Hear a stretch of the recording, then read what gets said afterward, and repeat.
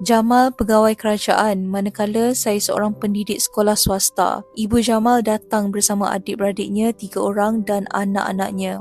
Mereka duduk di khemah sahaja, kecuali ketika ingin ke tandas. Saya tak panggil keluarga saya sebab saya dah lama terasa saya tidak disukai. Jadi tak perlulah keluarga saya datang akan mengeruhkan suasana. Kita sedar dan pandai-pandailah bawa diri jika tidak disukai. Kalau orang lain, anak menantu sudah beranak pinak, tentulah disukai. Tetapi bukan mertua saya. Sebaliknya, saya semakin dibenci. Saya tak tahu apa puncanya sebab Jamal sendiri tak pernah nak beritahu saya. Alasannya, ibunya pendiam, tak suka berbual. Tetapi, saya memang terasa amat perit hidup jadi kebencian ibu mertua. Apa yang saya buat serba tak kena. Nak pergi bercuti, suami mengelak dengan pelbagai alasan. Beraya di rumah mertua kita terasa diri dibenci, hinggakan anak-anak kita pun dipulaukan. Sedangkan cucu-cucu dan anak perempuan yang lain ditimang dan dipeluk dengan kasih sayang. Puas saya fikirkan apa sebabnya saya dibenci. Sebab Jamal tak pernah beritahu. Saya pernah belikan hadiah beg tangan, kain batik, kain ela untuk Ibu Jamal. Tetapi dia berikan kepada orang lain. Begitu juga kalau saya bawa kuih raya dan kek, semuanya diberikan kepada saudara mara yang duduk berdekatan. Kerana terlalu lama dibenci, akhirnya ada juga seseorang yang simpati dengan saya.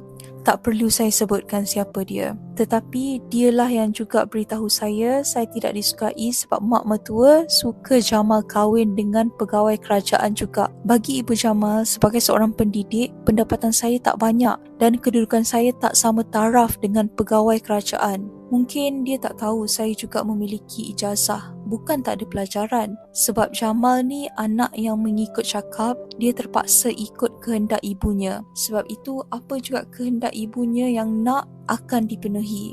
Bab hantar ibunya ke Mekah dan melancong semua Jamal penuhi.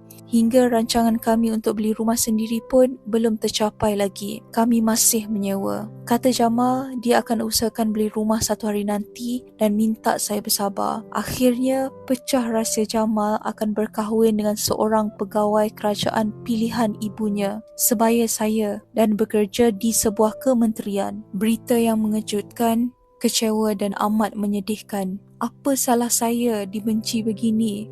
Saya lebih sedih kerana Jamal tidak mahu berterus terang dan syarat yang diberikan oleh wanita tersebut, dia tak nak bermadu. Bermakna saya akan diceraikan. Ini yang membuatkan saya lebih kecewa lagi. Berita yang menyedihkan ini membuatkan saya mengadu kepada mak. Nasihat emak saya, adakah saya gembira dan bahagia dengan kehidupan sekarang? Saya jawab, memang tak bahagia sebab Jamal terlalu dikawal oleh ibu dia. So, kata mak, saya tak ada pilihan lain. Daripada berperang dengan suami dan mertua, lebih baik hidup sendirian. Mungkin ada kebahagiaannya nanti. Tapi saya tak dapat terima nasihat emak sebab saya amat mencintai suami saya Jamal. Saya akan pertahankan hak saya daripada dirampas orang lain, walaupun oleh mak mertua sendiri. Bila saya tanya, Jamal tetap nafikan. Katanya jangan percaya khabar angin.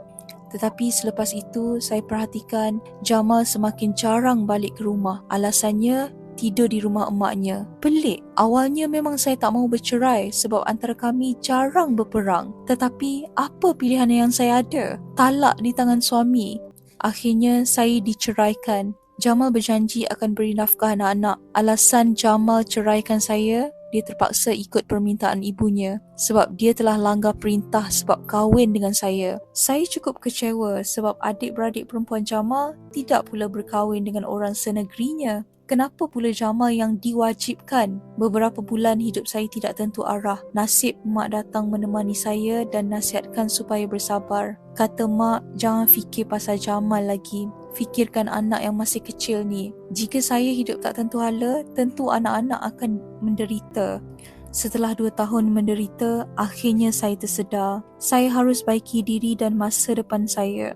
Dengan pertolongan adik, saya sambung belajar. Kini, saya bersyukur dengan nikmat Allah. Saya gembira hidup saya bertambah baik. Sedangkan hidup Jamal tidak seharmonis seperti janji ibunya. Sebaliknya, ibunya menyesal apabila Jamal diserang lumpuh dan ibunya terpaksa menjaganya kerana isteri Jamal sibuk bekerja. Lebih menyedihkan, setahun kemudian Jamal meninggal dunia dan semua harta miliknya, kereta dan rumah yang dibelinya telah diubah kepada nama isteri Jamal. Keadaan ibu Jamal menjadi lebih haru bila saya dapat tahu dia tidak mendapat sedikit pun harta milik Jamal, sebaliknya menjadi milik isterinya. Keadaan ibu Jamal sama seperti pepatah orang tua-tua, yang dikejar tak dapat dan yang dikendong bertaburan. Itulah kisah yang saya harap boleh jadi pedoman untuk adik-adik di luar sana. Sekian.